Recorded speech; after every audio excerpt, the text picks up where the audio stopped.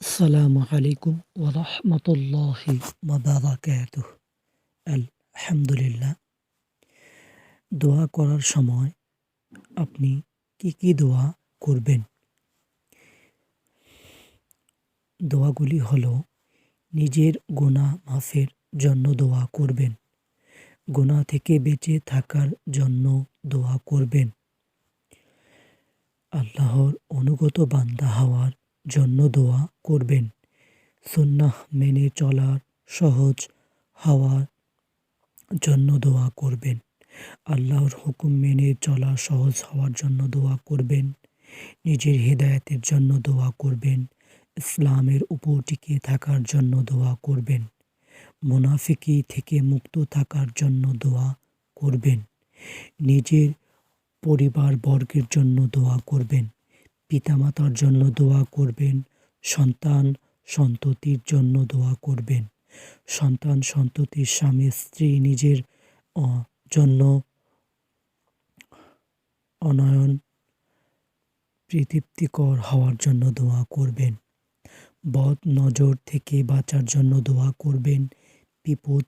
বালা মুসিবত থেকে বেঁচে থাকার জন্য দোয়া করবেন, বিদআত থেকে বেঁচে থাকার জন্য দোয়া করবেন, শিরক থেকে বেঁচে থাকার জন্য দোয়া করবেন, লোক দেখানো ইবাদত থেকে মুক্ত থাকার জন্য দোয়া করবেন, ঈমান বৃদ্ধির জন্য দোয়া করবেন, ঈমানী শক্তি বৃদ্ধির জন্য দোয়া করবেন,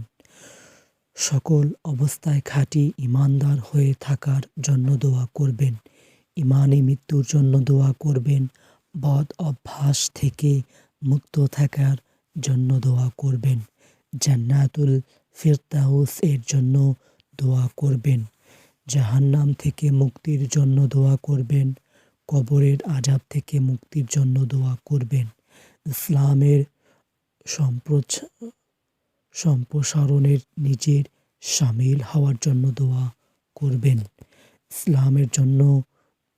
বুককে সম্প্রসারণ করার জন্য দোয়া করবেন, আপনার প্রয়োজন পূরণের জন্য দোয়া করবেন, রোগ মুক্তির জন্য দোয়া করবেন, হালাল রিজিক সহজ হওয়ার জন্য দোয়া করবেন, হারাম কাজ থেকে বেঁচে থাকার জন্য দোয়া করবেন, সহজে ঋণ পরিশোধ হওয়ার জন্য দোয়া করবেন, কাফেরদের উৎপীড়ন থেকে নিরাপদ থাকার দোয়া করবেন,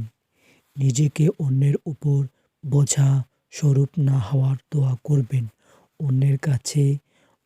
অপদস্থ না হওয়ার দোয়া করবেন, ঈমানী মৃত্যুর জন্য দোয়া করবেন, বদ অভ্যাস থেকে মুক্ত থাকার জন্য দোয়া করবেন, জান্নাতুল ফেরদৌস এর জন্য দোয়া করবেন, জাহান্নাম থেকে মুক্তির জন্য দোয়া করবেন, কবরের আযাব থেকে মুক্তির জন্য দোয়া করবেন, সকাল বিকাল জিকির করার সহজ হওয়ার জন্য দোয়া করবেন, প্রতিদিন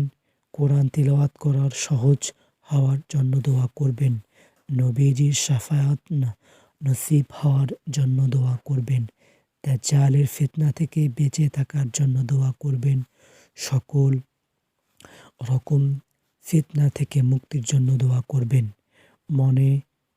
যাতে মুমিনদের প্রতি হিংসা উৎপাদন না হয় সেজন্য দোয়া করবেন, সন্তান সন্ততির স্বামী স্ত্রী নিজের জন্য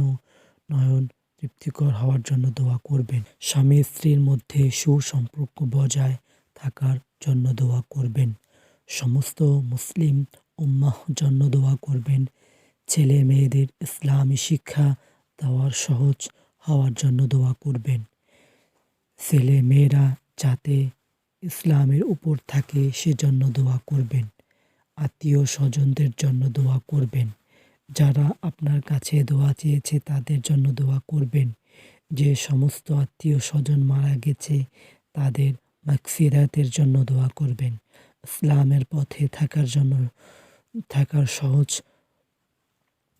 জন্য দোয়া করবেন, ইসলামের সঠিক পথে থাকার জন্য দোয়া করবেন, ইসলামের সম্প্রসারণের জন্য দোয়া করবেন।